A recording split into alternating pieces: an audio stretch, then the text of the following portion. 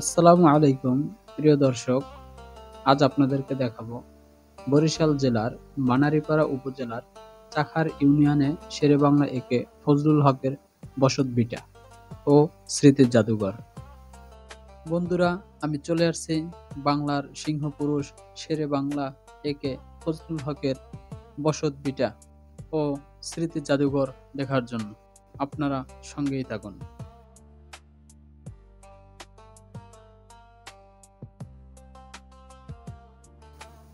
এই যে উচ্চ বিদ্যালয়টা দেখতে পাচ্ছেন, এটা হলো বালিকা উচ্চ বিদ্যালয়।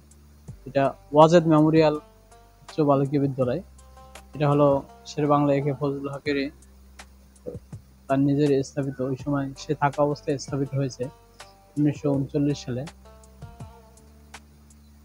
এই যে বাড়িটা দেখতে পাচ্ছেন, এটা হলো শেরেবাংলা একে ফজলুল হকের বাড়ি। সে এর ভিতরে এখানে থাকছে, কিন্তু প্রত্যেক সূত্রে এখন তাদেরই বংশধররা এখানে কেউ আছে। তো এখন এখানে আর ওইভাবে কোনো পুরানো ঘর বাড়ি বিল্ডিং দেখা যায় না, যেটা তার নানা বাড়িতে দেখা গিয়েছে। তো এখানে ওই রকমেরই নেই, কোনটা কার ঘর কার বাড়ি, এই যে আপনারা দেখতে পাচ্ছেন। বন্ধুরা, আমরা শেরেবাংলা থেকে ফজলুল হকের স্পেসিফিক কোনো এখানে ঘর না পেয়ে আমরা চলে যাচ্ছি শেরেবাংলা একে ফজলুল হকের স্মৃতি জাদুঘরে। সেখানে আমরা দেখব শেরেবাংলা একে ফজলুল হকের ব্যবহৃত জিনিসপত্র। 27 একর জায়গা জুড়ে শেরেবাংলার স্মৃতি জাদুঘর গড়ে তোলা হয়েছে। স্থানীয়দের কাছে এই জাদুঘরটি চাখার প্রত্নতাত্ত্বিক জাদুঘর হিসেবে পরিচিত। অবিভক্ত বাংলার প্রধান মুখ্যমন্ত্রী ও অবিস্মরণীয় নেতা শেরেবাংলা একে ফজলুল হক পিতার মৃত্যুর পর কলকাতা থেকে 1901 সালে বরিশালে আগমন করেন। আইন ব্যবসার পাশাপাশি তিনি চাখারের জমিদারিত্বের দেখাশোনা করতেন। 1983 সালে সাংস্কৃতি বিষয়ক অধিদপ্তরের অধীনে শেরেবাংলা একে ফজলুল হকের ইতিহাস ও স্মৃতি নতুন প্রজন্মের কাছে তুলে ধরতে এই জাদুঘর নির্মাণ করা হয়। এটা হলো টিকিট ঘর। এখানে এখানে টিকিট কাটা হয়, এখানে টিকিট কেটে তারপরে প্রবেশ করতে হয়। তো আজকে 16ই ডিসেম্বর হওয়ার কারণে আজকে টিকিট একদম ফ্রি, এখানে টিকিট লাগে না আজকে ঢুকতে। এখন যাচ্ছি আমরা সেই শেরেবাংলা একে ফজলুল হকের স্মৃতি জাদুঘরে। সম্ভবত এখানে ভিতরে ক্যামেরা, আচ্ছা আচ্ছা আচ্ছা, ক্যামেরা প্রবেশ করা নিষেধ, এখানে ছবি তোলা নিষেধ। তো সেই সুবাদে আমি আপনাদেরকে দেখাইতে পারতেছি না। এখানে সিকিউরিটি আছে, এই যে এই যে এই যে এখানে সিকিউরিটি আছে, এখানে সিকিউরিটি আছে। এখানে ছবি তোলা ভিতরে প্রবেশ করা নিষেধ। তো দুঃখিত, আপনাদেরকে আমি ছবি দেখাইতে পারলাম না। 5 কক্ষ বিশিষ্ট শেরেবাংলা স্মৃতি জাদুঘরে 3টি প্রদর্শনী কক্ষ, একটি অফিস কক্ষ ও একটি বিশ্রামাগার এবং গ্রন্থাগার রয়েছে।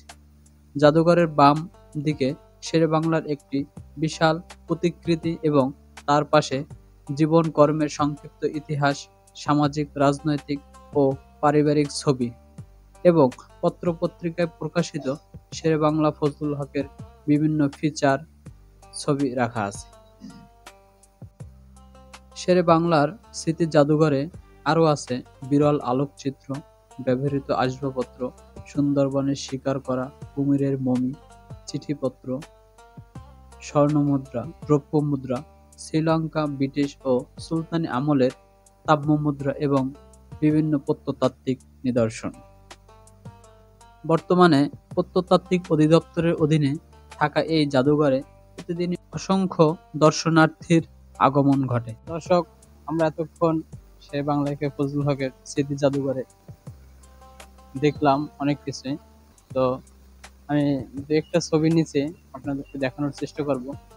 তো এখন আমরা যাব তার বিশ্রামাগার বা ডাক বাংলা যেখানে, যেটাকে বলা হয়, তো সেই ডাক বাংলো আমরা যাব, আমি আপনাদেরকে দেখানোর চেষ্টা করব যেখানে সে রেস্ট নিতে থাকতো। হক সাহেবের ব্যবহৃত আসবাবপত্র বা তৈজসপত্র যা আগে এই ডাকবাংলোতে ছিল, কাঠের খাট, তোশক, আলনা, ড্রেসিং টেবিল, ব্যবহৃত লাঠি, পানির গ্লাস, এসব মালামাল এখন জাদুঘরের ভিতরেই রাখা আছে। বন্ধুরা, শের বাংলা একে ফজলুল হকের ডাক বাংলো বা বিশ্রামাগার, এটা বন্ধ থাকার কারণে আমরা ভিতরে যেতে পারিনি বা আপনাদেরকে দেখাতে পারিনি। বন্ধুরা, এখন আপনাদেরকে দেখাবো শেরে বাংলা একে ফজলুল হকের পারিবারিক কবরস্থান। এই যে কবরস্থানটা দেখতে পাচ্ছেন, এখানেই তার পরিবারের সবাইকে সমাহিত করা হয়েছে।